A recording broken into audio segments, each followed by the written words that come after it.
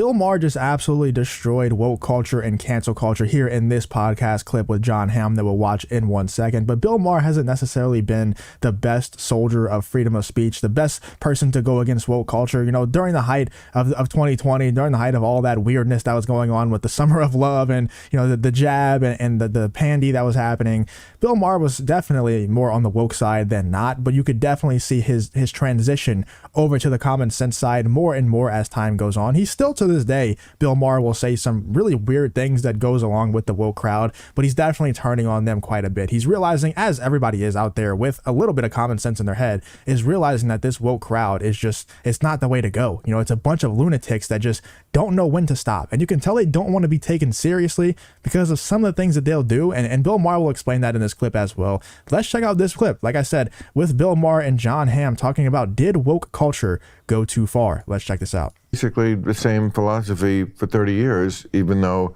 the politics changes, so my audience sometimes changes. I mean, I've lost a fair number of this, what I would call the super woke, and it's good. Don't let the door hit you in the ass. You were no fun to begin with. You have a terrible sense of humor. Yeah. I think that's, don't you think, you tell me, because you have a little more of a sense of what the mood in the room, so to speak, is, but I feel like that particular affliction is waning in some way, because it feels like it's reached its useful conclusion. The critical mass is... There's no doubt that that is happening, that woke culture is dying, that they're losing people by the second. Like, people are leaving woke culture. People are realizing, like Bill Maher and like John Hamm, that you know, that's just a bunch of lunatics, like I said, that don't know when to stop. And they don't want to be taken seriously. They simply want you to comply. It's not about acceptance, like they want you to believe with Pride Month and all of that. It's not about acceptance. It never has been. It's about compliance. And if you don't comply, like I said, they don't know when to stop. And whenever they have platforms like Twitter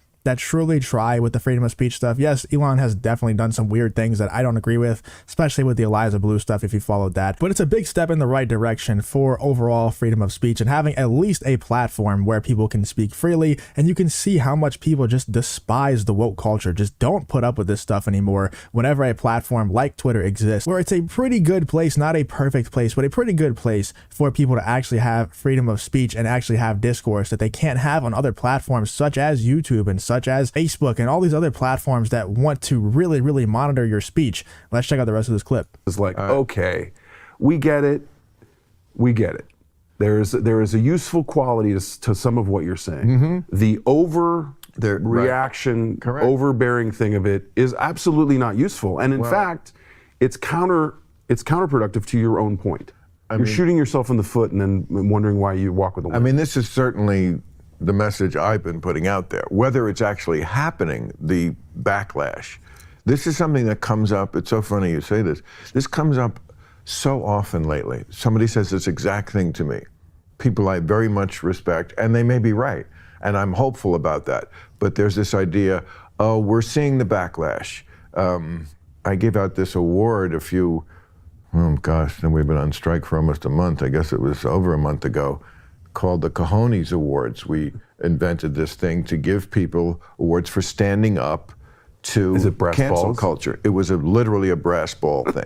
And I gave one to Trader Joe's because there was a threat. Oh, you can't say Trader Jose. Trader Jose. And they said, you know what, we don't think it's racist, go fuck yourself. We think it's funny. So they got one. And by the way, it is. And it is. It just is. So, I mean... And John Hamm was talking about how they're shooting themselves in the foot and wondering why they're walking with a limp. And I just want to bring up one quick example that exemplifies that perfectly. It's with the pride marches, the drag marches, whatever they're called now, where they were saying, we're here, we're queer, we're coming for your children. There's so many people out there who have been fighting to say, no, we're not coming for your children. And there's so many people out there who are part of that community that, you know, really don't want to go after the children. They're saying, please stop. We don't want to go after the children because that's when we won't be taken seriously. And then they have pride marches and drag marches out there saying, we're here, we're queer, we're coming for your children. And that just shows you that the really woke crowd does not care about being taken seriously. They don't care about your acceptance. They only care about your compliance. And they, like I said, don't care about being taken seriously at all. And like John Hamm puts it, they shoot themselves in the foot and wonder why they're walking with a limp. Ted Sarandos got one for sticking with Dave Chappelle for his special when there was the big trans protest against that. So that's an indication to me, that if I can have this little award show for people who stand up to cancel culture, maybe that's true. Maybe this is a wave that's coming. But the fact that a few people have stood out and did that, to me, I don't know. These people are not going away.